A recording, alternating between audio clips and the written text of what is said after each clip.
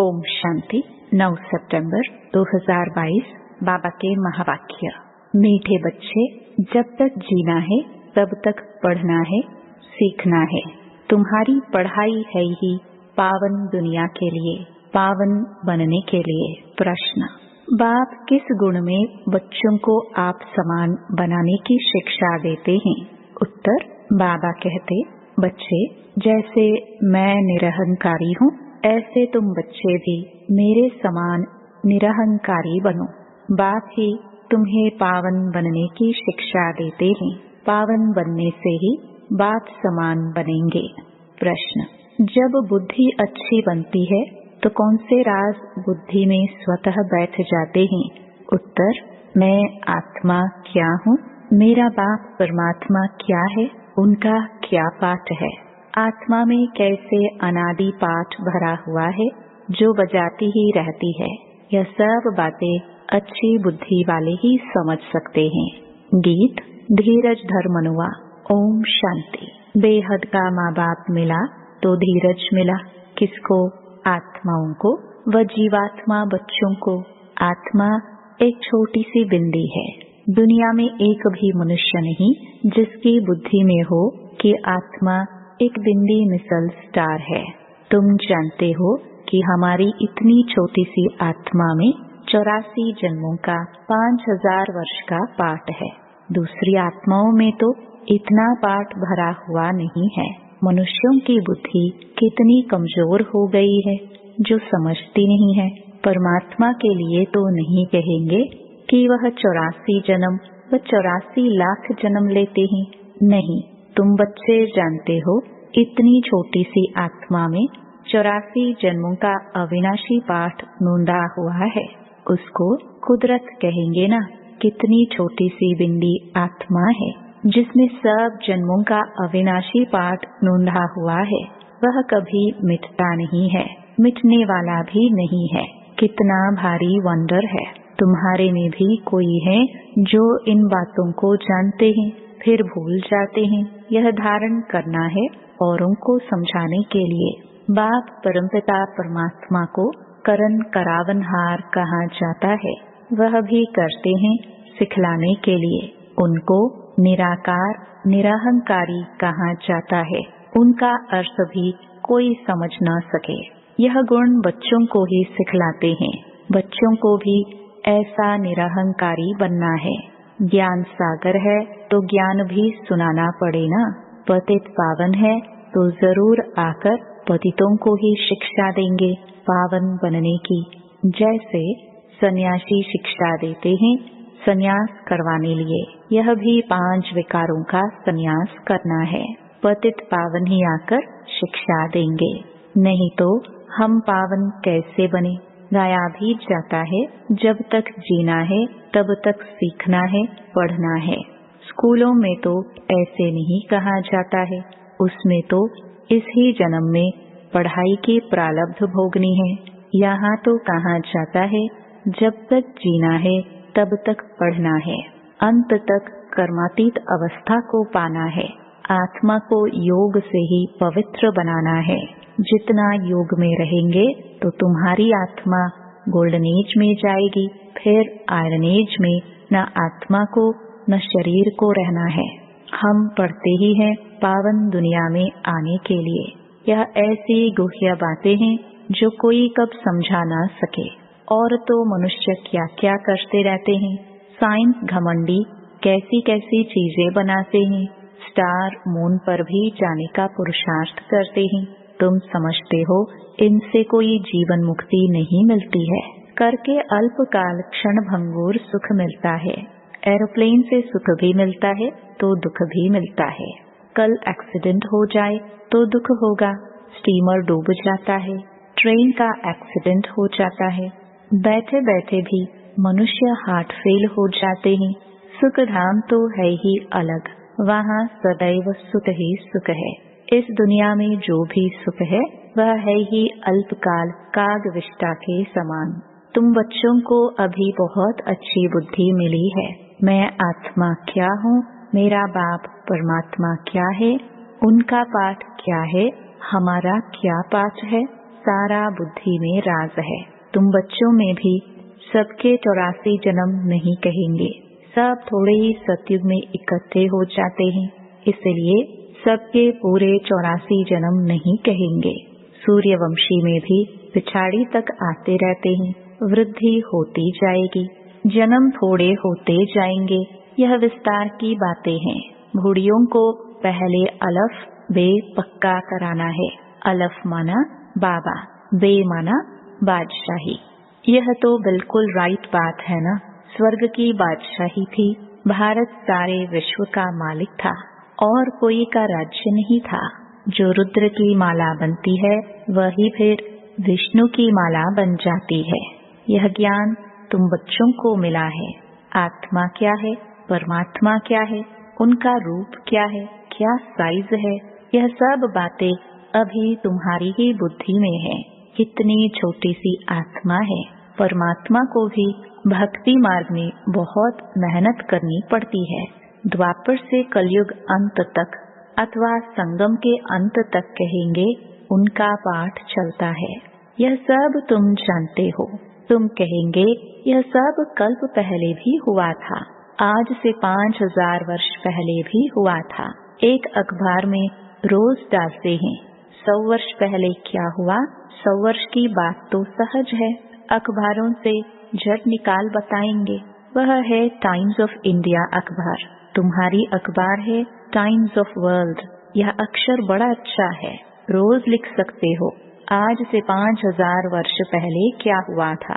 5000 वर्ष पहले जो हुआ था वही अब हुआ। ऐसे ऐसे लिखने से मनुष्यों को ड्रामा का पता तो पड़ जाए। मैगजीन में भी लिख सकते हैं। तुम बच्चों की बुद्धि में तो सारा राज है। आत्मा और परमात्मा का ज्ञान तो कोई भी मनुष्य में नहीं है, तो वह मनुष्य क्या काम का। तुम जानते हो मनुष्य ही 84 जन्म लेते हैं। पहले पहले ब्राह्मण वर्ण, फिर देवता वर्णों में आते हैं। वर्ण तो यहाँ ही है, सूक्ष्म वतन में तो वर्णों की बात ही नहीं है। ब्रह्मा को प्रजापिता कहते हैं, विष्णु को प्रजापिता नहीं कहेंगे। ब्रह्मा द्वारा तो अडॉप्ट किया जाता है। विष्णु के 2 रूप, लक्ष्मी नारायण के तो बच्चे पैदा होते हैं जो तख्त पर बैठते हैं। शंकर को भी प्रजापिता नहीं कहेंगे। यह भी जानते हो जैसी जैसी भावना है वैसे वैसे साक्षात्कार हो जाता है। बाकी वहाँ कोई सर्प आदि की बात नहीं है। बैल भी वहाँ हो ना सके। सूक्ष्म वतन में तो है ही देवता।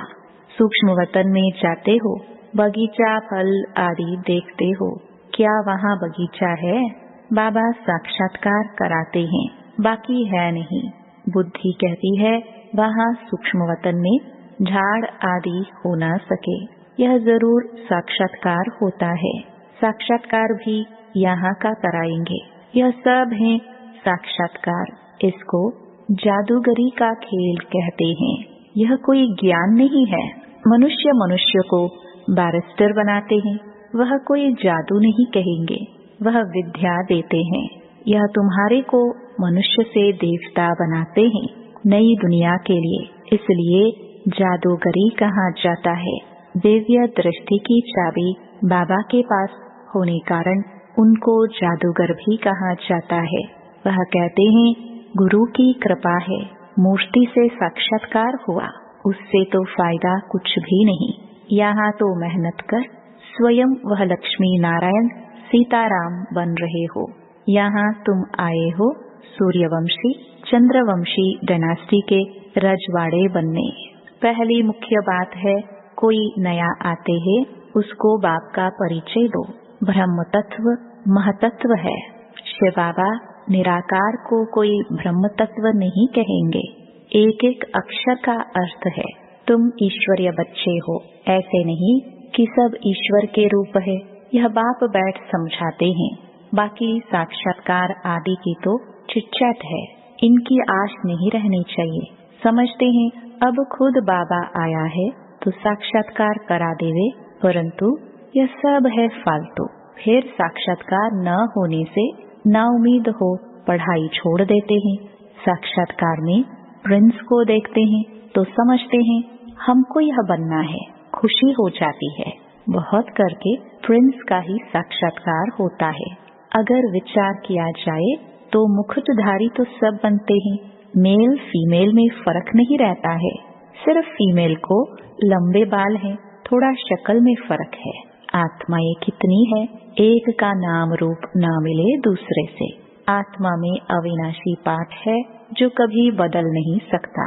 कैसा वंडरफुल खेल बना हुआ है, आत्मा को अनादि पाठ मिला हुआ है।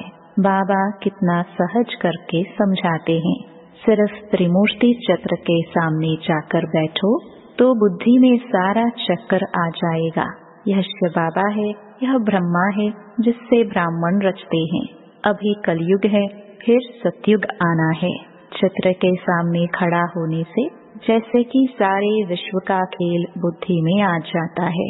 कैसे चक्कर फिरता है, खेल में कौन कौन है, सब मालूम पड़ जाता है। रोज चित्रों को देखते रहो, विचार सागर मंथन करते रहो। यह नरक है, यह स्वर्ग है, यह संगम है। कितना सहज है। रोज प्रैक्टिस करने से बुद्धि में रोशनी आ जाएगी। लक्ष्मी नारायण राधे कृष्ण के लिए भी लिखो। ब्रह्मा द्वारा सतयुग का वर्षा मिलता है। लक्ष्मी नारायण को यह प्रारब्ध कैसे मिली? जरूर संगम युग ही होगा जब ऐसे कर्म किए हैं। अंतिम जन्म में पुरुषार्थ से उन्होंने यह प्रारब्ध पाई है। ऐसे ऐसे ख्याल बुद्धि में आना चाहिए, फिर चित्रों की भी दरकार नहीं रहेगी। बुद्धि में सारा राज आ जाएगा। इन चित्रों से फिर दिल रूपी कागज पर उतारना है। बाबा सेंटर्स के बच्चों का मुख खोलने की युक्ति बता रहे हैं। चित्रों को देखते रहो, अंदर में बोलते रहो। रचना के आदि मध्य अंत का राज जानना है। झाड़ में क्लियर है।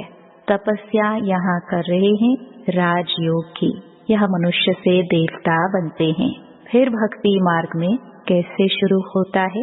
जो जो जिस जिस धर्म के हैं उसमें ही फिर आएंगे। कितना सहज है, उन पर ही समझाना है। आत्मा क्या है, परमात्मा क्या है, उनमें अनादि पाठ भरा हुआ है। सतयुग में हम सुख का पाठ बजाएंगे, इतने जन्म लेंगे। शमशान में भी जाकर किसको समझा सकते हो? जब तक मुर्दा जल जाए तब तक बैठ सत्संग करते हैं। तुमको कोई रोकेगा नहीं। बोलो आओ तुमको हम समझाए, सुनकर बहुत खुश होंगे। बात करने वाले बहुत समझदार सयाने चाहिए। कहाँ भी जाकर तुम समझा सकते हो। समझाते तो बाबा बहुत अच्छी तरह है। तुम्हारे कच्छ बगल में सच है। मनुष्यों के कच्छ में झूठी गीता है।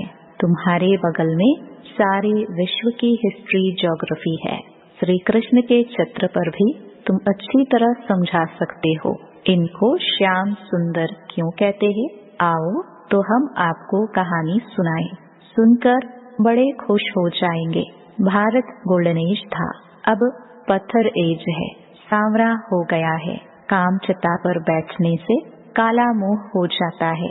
तो ऐसे ऐसे समझाने से तुम बहुत कमाल कर दिखा सकते हो। तीनों चित्र भल साथ में हो। एक चित्र पर समझाकर फिर दूसरे चित्र पर समझाना चाहिए। बहुत सहज है, सिर्फ पुरुषार्थ की बात है। टाइम तो बहुत है, सवेरे मंदिरों में चले जाओ। आओ तो हम तुमको लक्ष्मी नारायण की जीवन कहानी सुनाए। भक्ति मार्ग में यज्ञ तप तीर्थ आदि करते करते तुम एकदम कौड़ी मिसल बन पड़े हो। फिर शास्त्रों ने क्या सहायता की? हम आपको सच बतलाते हैं, सच ही सहायता करते हैं। अच्छा, मीठे मीठे सिखिलरे बच्चों प्रति माता पिता बाप दादा का याद प्यार और गुड मॉर्निंग। रूहानी बाप की रूहानी बच्चों को नमस्ते। धारणा के लिए मुख्य सार: पहला, पढ़ाई पर पूरा पूरा ध्यान देना है। बाकी साक्षात्कार आदि की आश नहीं रखनी है। ना उम्मीद बन पढ़ाई नहीं छोड़नी है। दूसरा, चित्रों को देखते विचार सागर मंथन कर हर बात को दिल में उतारना है। राजयोग की तपस्या करनी है। वरदान: अपने मस्तक पर सदा बाप की दुआओं का हाथ अनुभव करने वाले विघ्न विनाशक भव। विघ्न विनाशक वही बन सकते जिनमें सर्व शक्तियां हो। तो सदा ये नशा रखो कि मैं मास्टर सर्वशक्तिमान हूँ। सर्व शक्तियों को समय पर कार्य में लगाओ। कितने भी रूप से माया आए, लेकिन आप नॉलेजफुल बनो। बाप के हाथ और साथ का अनुभव करते हुए कंबाइंड रूप में रहो। रोज अमृत वेले विजय का तिलक स्मृति में लाओ। अनुभव करो कि बाप दादा की दुआओं का हाथ मेरे मस्तक पर है, तो विघ्न विनाशक बन सदा निश्चिंत रहेंगे।